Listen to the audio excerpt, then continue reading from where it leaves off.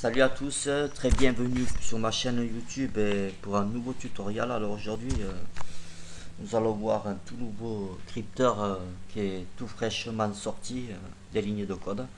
Alors voici le crypteur. Alors ce crypteur s'appelle Rata Protector. Voilà. Alors comme vous avez vu, c'est sous licence bien sûr. Alors voici l'interface plutôt sympathique, je trouve, réussie. Alors, comme vous pouvez voir, là vous avez des nuances de couleurs qui varient, sympathique aussi. Alors, quelques informations tout d'abord, savoir qu'il est compatible avec tous les rats connus. Voilà, là, le corps Emina, voilà, tous les rats peu importe le rat.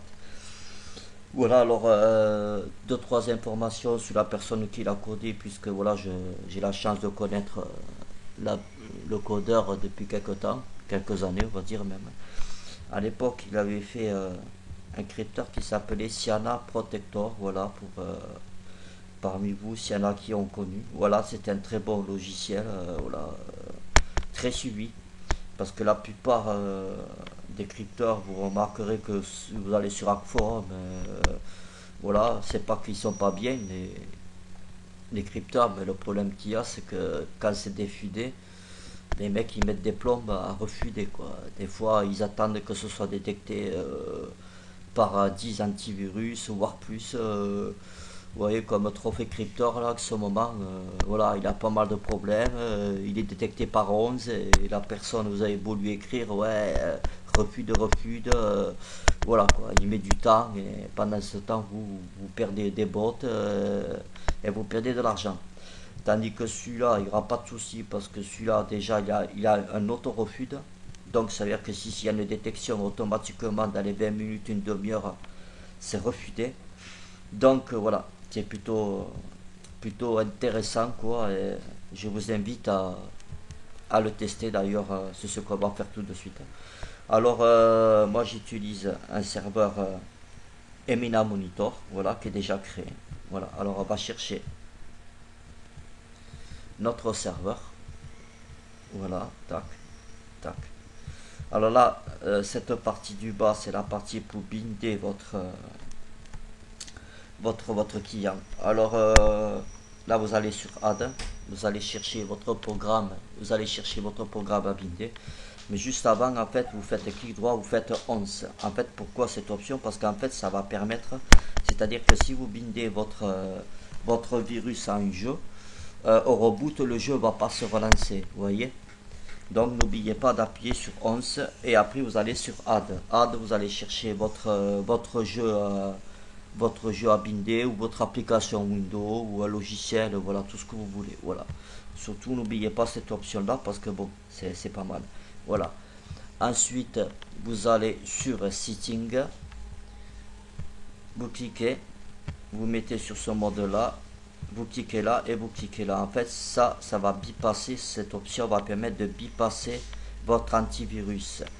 C'est-à-dire que quand vous allez, admettons, une fois que vous avez virusé votre jeu, quand la personne va télécharger le jeu, qui va le mettre sur son bureau, et à l'exécution, quand il va faire un run, son antivirus ne verra absolument rien.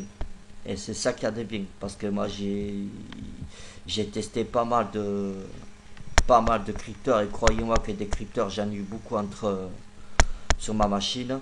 Et des fois, le fait de cliquer, de suite, votre antivirus, il va mettre une alerte, attention, fichier suspect, oulala, voilà, tu vois.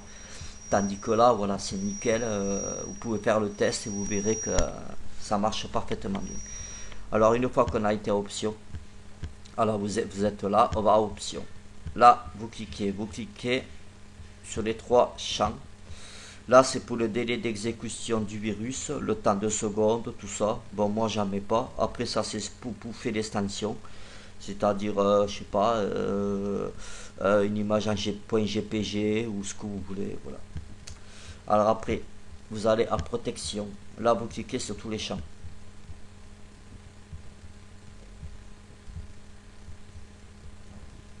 Et là, cette configuration que je vous fais voir, vous pouvez la faire pareil pour un, pour nanocore. C'est exactement pareil que pour Emina Monitor, quoi.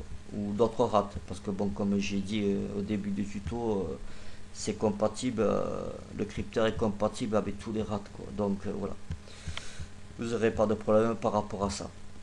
Alors protection c'est fait. Assembly, alors l'assembly, soit vous faites clone, c'est-à-dire vous allez chercher votre logiciel sur votre bureau, ou alors vous avez une autre option, vous faites random plusieurs fois. Voilà, voilà. VLC, moi je vais faire avec Internet de l'Ad Manager. Ah mince, je l'ai passé, elle va y revenir dessus. Hop, il est où, il est où? Voilà, Internet de l'Ad Manager. Là, on va sur icône. Alors, icône. Soit vous allez chercher une icône sur votre bureau. Par contre, faites attention aux icônes parce que ça peut être détecté. Donc voilà. Après, vous avez une autre possibilité. C'est que vous appuyez sur icône Finder. En fait, le crypteur va générer sa propre icône. Alors, c'est des icônes qui sont pas détectées. Donc, je vous conseille d'utiliser ce mode-là. Bah, on va prendre le Z de Zoro. Après, vous allez sur Build, vous appuyez sur compression et là, vous buildez et on va builder sur le bureau. Voilà. On va le renommer tuto. Et hop, hop. Voilà. Comme vous pouvez voir, c'est très rapide. Voilà. Après, on va faire un scan en ligne.